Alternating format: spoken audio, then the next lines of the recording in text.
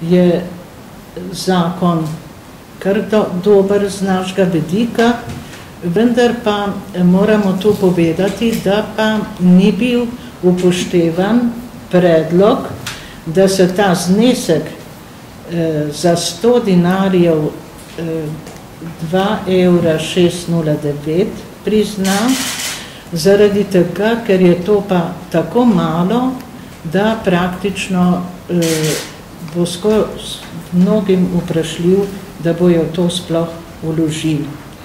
V društvu tudi pričakujemo, da se ne bo sprejemanje tega zakona vlekla v nedogled, ker je povprečna starost slovenskih izgnancev in beguncev 76 let in mi pričakujemo, da bo vlada, da bo parlament to v teku enega leta sprejel.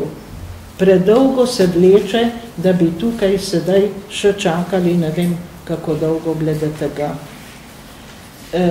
No, predlagali smo tudi danes, da bi poenostavili te zadeve reševanja in dokazovanja upravičenosti.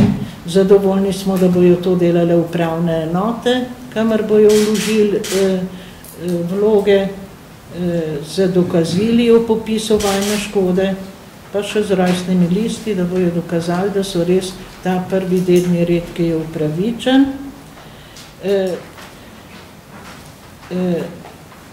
Mi res pričakujemo, da zakonu ne bojo nasprotovali zlasti tisti, kot se je to zgodilo ob osnutku predloga tega zakona, da so proti tem zakonu govorili najbolj tisti, ki smo jih desetletja opremljali z vsemi podatki o tem, kolikšna je bila vojna škoda po posameznem okupatorju skupaj, kaj je Jugoslavija predlagala glede vojne škode, kaj je Jugoslaviji bilo priznano na mirovnih in reparacijskih konferencah.